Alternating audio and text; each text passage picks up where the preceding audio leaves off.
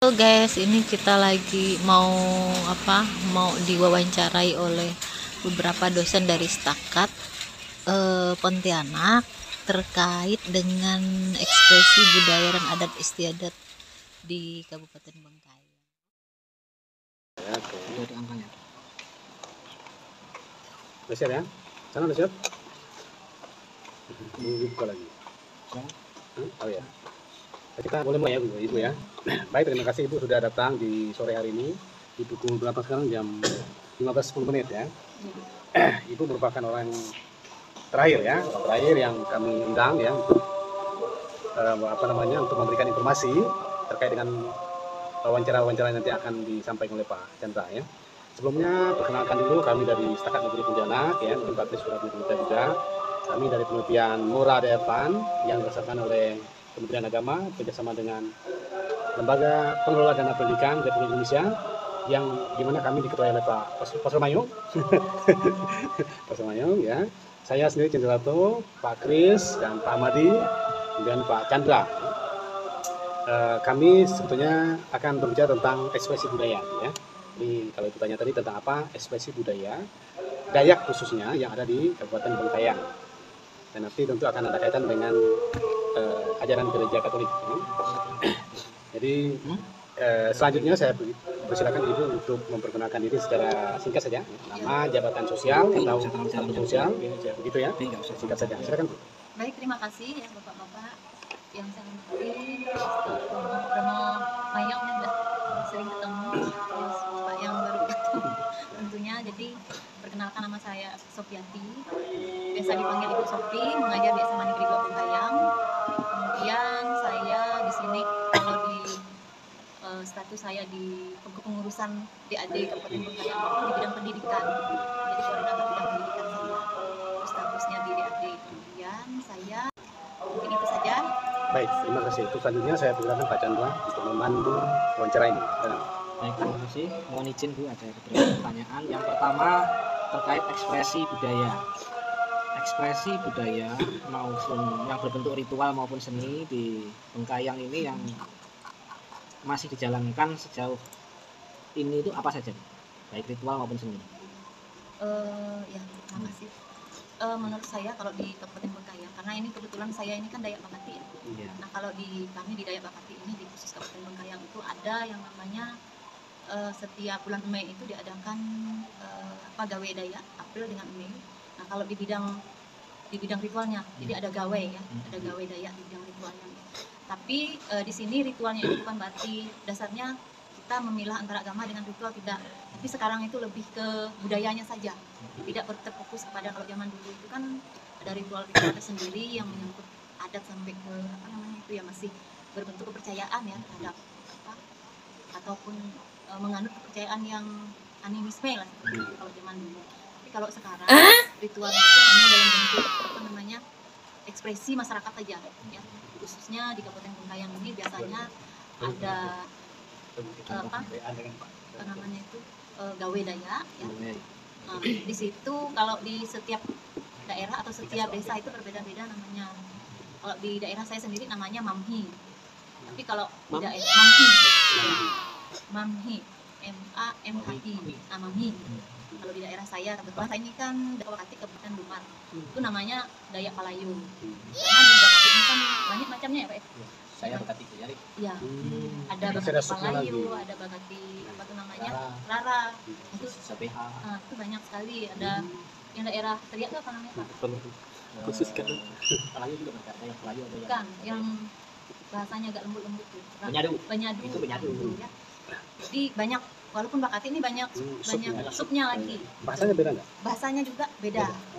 Kalau di kami daerah Lumar tuh beda sekali atau hanya beberapa kata yang berbeda? Dialeknya. Iya, tidak terlalu berbeda, banyak. Actionnya. Ucapan, kemudian bentuk lembutnya, kasarnya, intonasinya. Nah itu Dayak Bakati. Terus ada yang namanya kalau ritualnya ya. Jadi ritual dengan seni ini kan berkaitan ya. Karena kalau misalnya ada gawenya, ada gawe Dayaknya, nah di situ ada niaga. Misalnya yang bulan Mei apa Pak namanya? Yang di kita di AD itu Ada naik danau, ada di Makadio. Makadio, terus yang gawe besarnya di kabupaten itu Dari Bantang tuh. ya Dari Bantang tuh itulah namanya. gawe besarnya di kabupaten itu ada Naik danau tuh itu untuk bahe. bukan Bapaknya tuh. Kalau Makati itu Makadio memang Makadio. Berapa sawah? Rapi sawah, Rapi Makadio. sawah. Nah, itu kan setiap 1 tahun 1 kali. Nah, kalau di kecamatan itu beda lagi, dia bukan berapi sawah. Oh, Nah, iya. dia naik dango, ada yang naik dango, ada yang Makadio. Ada yang Tergantung Jamak. ya, tergantung dengan kecamatannya. Jadi Hmm. ada yang namanya naik dango, Makadio. Kalau di daerah kami itu di rumah tuh Makadio. Hmm. Jadi masing-masing tuh beda. Oh, iya. Oke. Nah, seperti itu. Lalu dia dikaitkan dengan seninya itu. Seninya apa? Ya, seninya itu apabila ada kegiatan-kegiatan seperti itu, kita juga sekarang, kalau zaman dulu kan hanya dia dalam bentuk hanya bukan joget-joget atau apa namanya itu ya. Jonggan. Jonggan. Tapi kalau zaman sekarang, kalau ada kegiatan seperti itu lebih difokuskan ke mengambil mengekspresikan anak muda gitu. Jadi anak-anak muda yang berbakat seni, misalnya dia punya seni lukis, kan, kemudian suara, fashion show-nya. Nah, itu mereka itu dilombakan di satu kegiatan itu. Misalnya di Barapi Sawah ini kan ada berbagai ini ya, pertunjukan ya kan.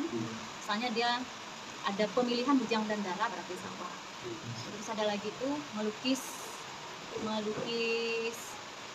dalam bentuk ekspresi adat tuh, melukis batiknya misalnya gitu kan. Kemudian tapi dia masih dalam bentuk lukisannya itu bentuk budaya. Iya. Nah, terus lomba apa tuh, membuk padi, kemudian ada lagi lomba apel, macam-macam sih lombanya ya, pangkak gasing dan lain-lain. Itu budaya-budaya zaman dulu, permainan-permainan zaman dulu itu dimunculkan seperti itu. Jadi dilombakan, dibuat semacam supaya anak-anak zaman sekarang tuh lebih mengekspresikan diri. Ya. Kalau musik tradisional ada lagi? Itu lebih lagi. Jadi musik tradisional tuh ketika ada pertunjukan-pertunjukan seni itu dimunculkan. Jadi diminta juga, misalnya di sekolah-sekolah ya, anak SMP, SMA, SD itu kalau misalnya ada lomba-lomba nyanyi, lomba tari, itu semua musik tradisional itu dimunculkan mereka. Dan seperti itu. Baik.